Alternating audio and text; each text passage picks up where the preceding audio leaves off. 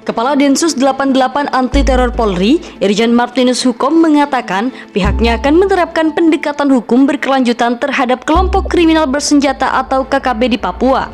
Martinus ingin merangkul para pemberontak sehingga mereka tak hanya berakhir di penjara. Selama ini kita melakukan penegakan hukum, penangkapan lalu mencari fakta-fakta hukum perbuatan-perbuatan pidananya. Lalu kita membawa mereka ke penjara. Apa yang terjadi? Dendam, ketegangan antara yang ditangkap dan yang menangkap, ungkap Martinus dalam sebuah diskusi daring yang digelar Pusat Riset Ilmu Kepolisian Kajian Terorisme Senin 27 September 2021. Martinus menyebut ketegangan antara aparat dengan KKB tidak pernah mereda dan terus terpelihara. Menurutnya, kondisi bisa berbeda apabila pemerintah mulai melakukan pendekatan anti-terorisme terhadap pelaku kekerasan di bumi cendrawasih tersebut. Nantinya, kata Martinus, ada proses deradikalisasi yang diharapkan dapat membuat para pelaku tersebut mulai melunak.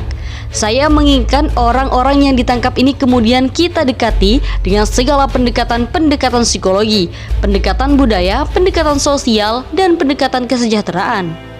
Jenderal Polisi Bintang 2 itu menyebut akan muncul Stockholm Syndrome atau sindrom Stockholm, yakni gangguan psikologis yang memunculkan rasa kasih sayang terhadap orang yang menangkap, menyandra, ataupun mengamankan orang tersebut. Martinus menerangkan gerakan separatis merupakan hal yang perlu dihormati. Namun, kata dia, kadangkala gerakan-gerakan tersebut berubah menjadi terorisme ketika sudah memunculkan aksi kekerasan terhadap masyarakat sipil. Karena separatisme juga bisa bersifat gagasan untuk memisahkan diri. Ketika dia melakukan kekerasan terhadap masyarakat sipil yang tidak bersalah, lalu tujuannya melakukan spirit of terror atau memperluas rasa ketakutan itu, lalu memaksakan kehendak kepada pemerintah, itulah terorisme yang dilakukan oleh separatis. KKB merupakan sebutan aparat bagi kelompok separatis pejuang kemerdekaan Papua yang bersenjata. Kelompok itu kini telah ditetapkan sebagai teroris oleh pemerintah. Dalam hal ini, kelompok tersebut menginduk pada Organisasi Tentara Pembebasan Papua Barat, Organisasi Papua Merdeka atau TPNPB OPM. Total ada 19 kelompok yang diperangi pemerintah. Pemerintah menggunakan Undang-Undang Nomor 5 Tahun 2018 tentang Pemberantasan Tindak Pidana Terorisme sebagai landasan hukum. Kontak tembak antara aparat gabungan TNI Polri dengan KKB masih berlangsung sampai hari ini. Terakhir, salah satu tenaga kesehatan aparat TNI hingga Brimob tewas di distrik Kiwirok, Kabupaten Pegunungan Bintang. Polisi akan mempertebal pasukan pengamanan untuk berjaga di sekitar kawasan distrik Kiwirok, Pegunungan Bintang, Papua. Usai berulang kali terjadi kontak senjata dengan kelompok kriminal bersenjata atau KKB. Rencana memang akan kami laksanakan penebalan untuk memperkuat pasukan yang ada, kata Kepala Operasi Nemangkawi Brigjen Ramdhani Hidayat saat dihubungi Senin 27 September 2021. Dalam sebulan terakhir terjadi lebih dari 3 kali kontak senjata di wilayah tersebut. Anggota Brimob Anumerta Baratu Muhammad Kurniadi Sutio dan prajurit TNI Yonif 403 WP Pratu Ida Bagus Putu gugur dalam kontak tembak yang terjadi secara terpisah. Selain itu, KKB juga marak melakukan penyerangan dan pembakaran terhadap sejumlah fasilitas pelayanan publik di Pegunungan Bintang. Sejumlah tenaga kesehatan atau nakes hilang dan diduga sempat disandra oleh kelompok separatis tersebut. Salah satunya Gabriela Meilan ditemukan meninggal dunia usai melarikan diri dengan melompat ke jurang. Penebalan penguatan di Kiwirok dan di distrik-distrik tertentu kalau jumlah pasukan kan teknis, tergantung kerawanannya. Ramdhani juga menyebutkan bahwa penebalan kekuatan dilakukan untuk membuat daerah di kawasan pegunungan itu menjadi lebih kondusif. Kami lakukan langkah-langkah agar situasi menjadi kondusif dan masyarakat bisa melaksanakan aktivitas kembali. Jumlah warga Kiwirok juga dievakuasi pasca pembakaran yang dilakukan KKB pada Senin 13 September 2021 lalu.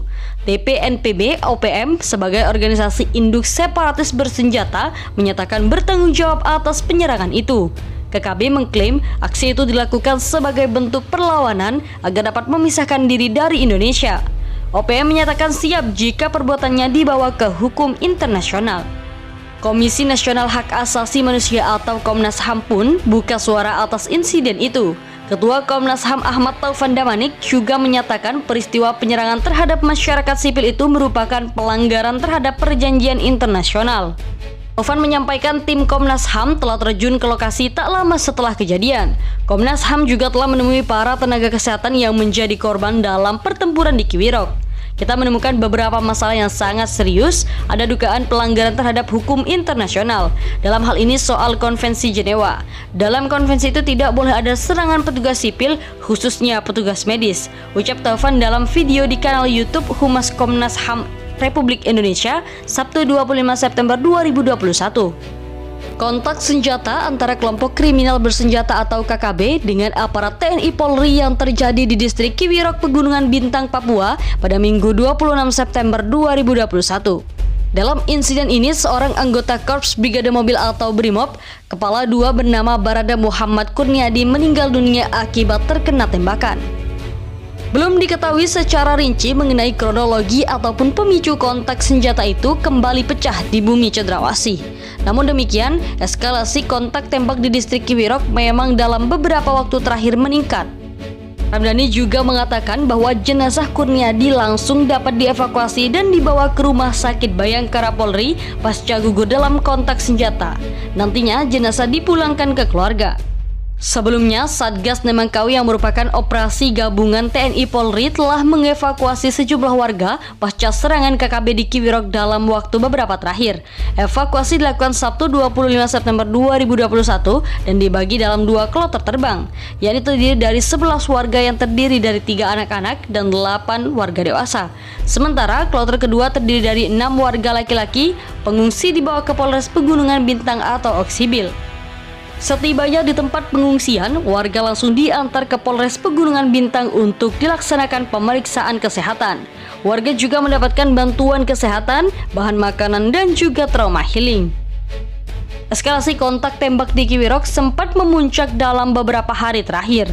Tenaga medis diduga diserang oleh KKB pada Senin 13 September 2021 lalu. Sebanyak 2 nakes dikabarkan hilang. Setelah dilakukan pencarian, aparat menemukan 2 nakes tersebut di jurang. Salah satu nakes, Gabriela Meilan, ditemukan meninggal dunia. Sementara 1 orang lainnya, Christina Sampe, ditemukan dalam keadaan hidup.